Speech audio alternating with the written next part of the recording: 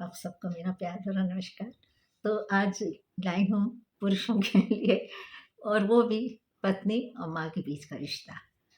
तो पत्नी और माँ के बीच का रिश्ता एक पुरुष को किस तरह से सँभाल के संजो के रखना पड़ेगा, क्योंकि ये रिश्ता थोड़ा ऐसा होता नाज़ुक होता है, जिसमें कि बिगड़ने की संभावनाएँ बहुत ज़्यादा होती हैं। तो सबसे पहली बात तो है, माँ है आपके पीछे, आप पत्नी हैं आपके आगे। मतलब माँ तो पास्ट टेंस में आ गई और वाइफ़ है, फ्यूचर है, जो आपका भविष्य है, वो पत्नी से है। तो पास्ट को भी नहीं भूल सकते और फ्यूचर के लिए थोड़ा ज़्यादा केयरफुल रहना पड़ेगा।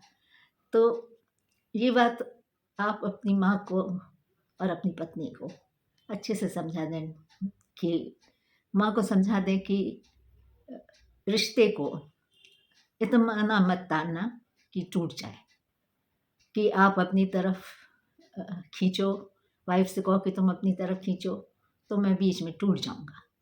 तो यदि मुझसे प्रेम है, तो आपस में भी प्रेम से रहो और बिल्कुल तुल्य ना, कि या तो तुम हमारी बात मानोगे या उसकी बात मानोगे, ये चीज़ नहीं आनी चाहिए बीच में।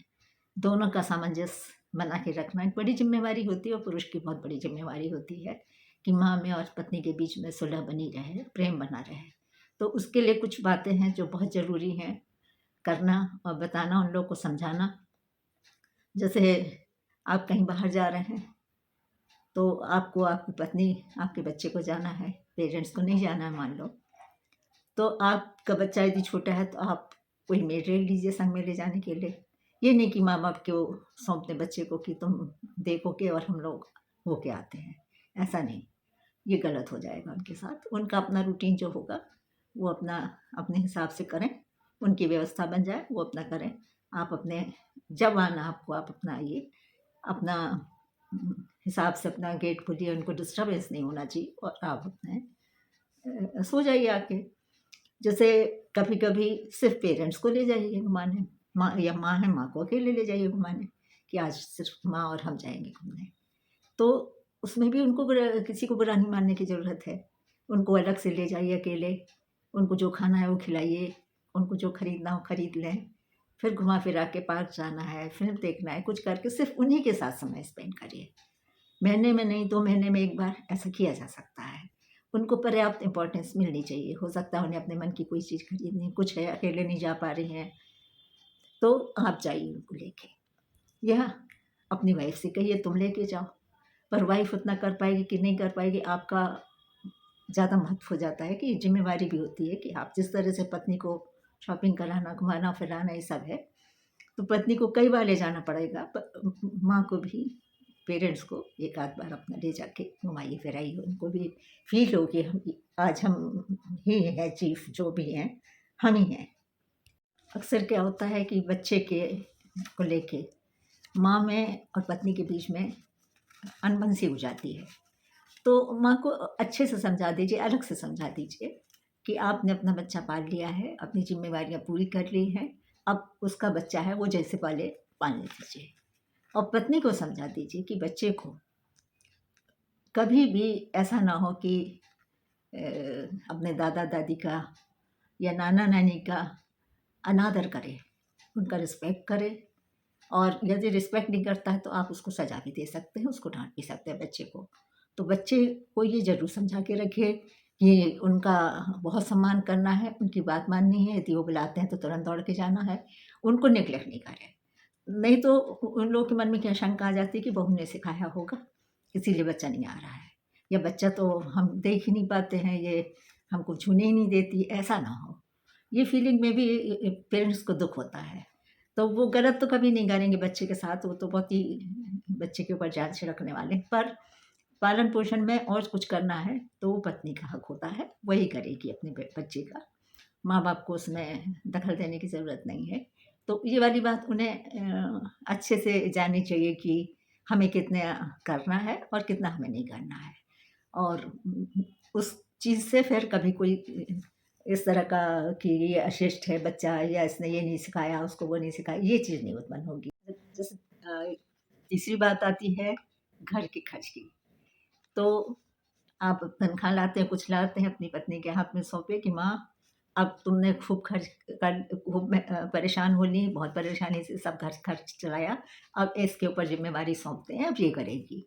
और माँ के पास भी इतना पैसा होना चाहिए उसके हाथ में कि ना उन्हें एक-दूसरे के आगे किसी को हाथ ना फैलाना पड़े। माँ को कुछ खरीदना है तो अपना मँगा सके, खरीद सके। और पत्नी को खर्च सौंपे, घर का खर्चा, ज़िम्मेवारी और माँ से साफ कह दीजिए कि आपने बहुत किया है और अब आपको परेशान होने की ज़रूरत नहीं है। तो अब ये करे, ये सँभाले घर गृहस्थी और सीखे, इसको ज़रूरी है सीखना।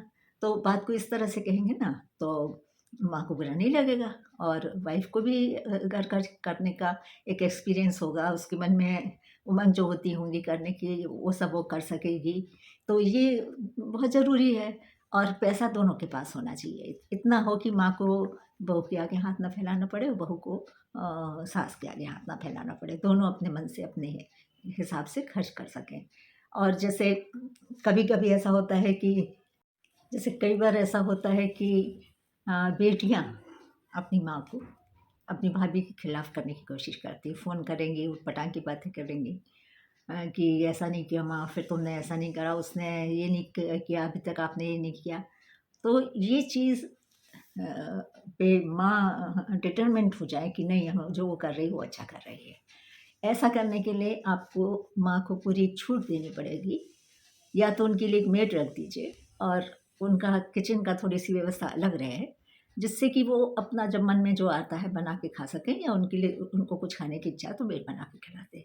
क्योंकि कई बार हमने देखा है कि लड़कियाँ अपने माँ के बहुत कान भरती हैं और फ़ोन कर के पूछेंगी कि क्या है, भाभी ने ऐसा किया कि नहीं, वैसा हुआ कि नहीं, तुम्हारे कपड़े साफ़ हुए कि नहीं या तुमने खाना खाया ढंग से कि नहीं, वो ऐसी है, वैसी है करके, ये चीज़ ना हो पाए घर में। तो बहन को भी या तो आप स्पष्ट साफ शब्दों में बता दें कि इस तरह से यदि किया तो फिर ये घर के रास्ते बंद हो जाएँगे तुम्हारे लिए और माँ से मिलना-जुलना भी तुम्हारा बंद हो जाएगा, माँ भी नफ़रत करने लगेंगी। तो ये काम कोई बिल्कुल ना करे। और वैसे समझदार होती हैं लड़कियाँ तो करती नहीं हैं इस तरह का। वो जानती हैं कि हम तो माँ की सेवा कर नहीं रहे हैं, पर जो कर रहा है उसके खिलाफ भी नहीं माँ को भड़काएँ। प्रेम संबंध दोनों के बीच में बना रहे, एक अंडरस्टैंडिंग हो, म्यूचुअल अंडरस्टैंडिंग हो दोनों के बीच में, तो घर बहुत अच्छे से चलता रहता है, कोई दिक्कत नहीं जाती है। पुरुष को भी अपनी माँ और पत्नी के बीच में एक चुनाव नहीं करना पड़ता।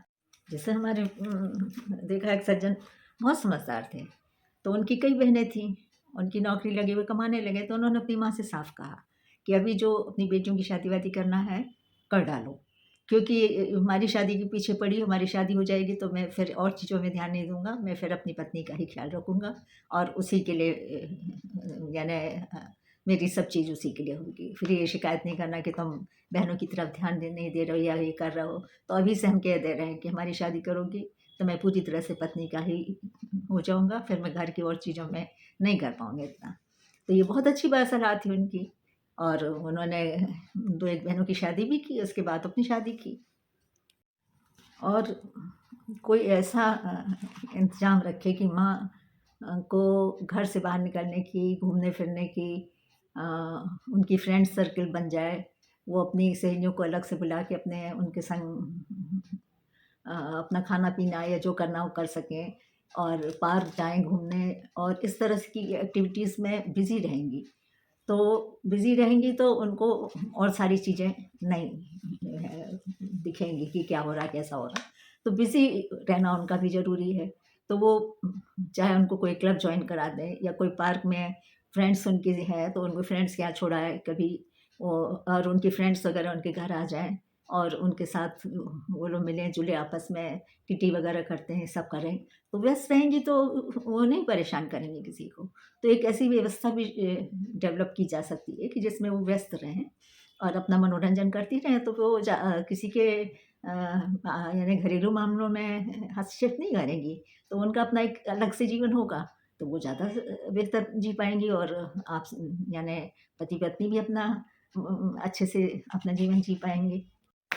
और कभी-कभी ऐसे ही जैसे आएँ, तो जैसे कभी वाइफ़ के लिए कोई गिफ्ट लेके आते हैं, ऐसे ही माँ के लिए कोई गिफ्ट लेके आ जाइए। या कोई फूल का गुलदस्ता ही ले आइए माँ के लिए। जैसे कभी पत्नी को दे दीजिए, कभी माँ को दे दीजिए। तो ये एक छोटी-छोटी खुशियाँ हैं, वो उनको भी बहुत अच्छा लगेगा कि बराबरी से दोनों को प्रेम मिलता है और आपका समय भी दोनों को मिलता है, माँ को भी, पत्नी को भी और बच्चे को भी, सबको। तो बस ये है कि थोड़ा-सा समय, थोड़ी-सी परवाह, थोड़ी-सी सेवा और जीवन सुखमय हो जाएगा। और है क्या कि पेरेंट्स को क्या है, सिर्फ़ सम्मान और सेवा चाहिए। ज़रूरी नहीं कि आप उनकी सारी सलाहें मानें, क्योंकि आप उनकी सारी सलाहें मानेंगे तो आप पीछे की तरफ को जाने लगेंगे, आगे जाने की बजाय। तो उनको उनका सम्मान मिले और उनको उनकी सेवा मिले। तो ये इतना बस ख़्याल रखना है, बाकी तो सब व्यवस्थित हो ही जाता है धीरे-धीरे। तो थोड़ा-सा शुरू में ख़्याल रख लें और हमेशा इस चीज़ को ध्यान में रखें कि उन लोग को भी मनोरंजन की, अच्छे खाने की और बाहर घूमने-फिरने की और अपने फ्रेंड्स क सर्कल में रहने की ज़रूरत है। तो उनका ख़्याल रखें इतना, पत्नी को उसका पूरा अधिकार दें, तो घर बहुत व्यवस्थित और सुखमय बनेगा। तो आज बस इतने कहना था, फिर आप सबको आपको प्यार भरा नमस्कार। और आपने मेरे चैनल को सब्सक्राइब नहीं किया तो प्लीज़ कर दीजिएगा, लाइक कर दीजिएगा, शेयर कर दीजिएगा। तो फिर से नमस्कार।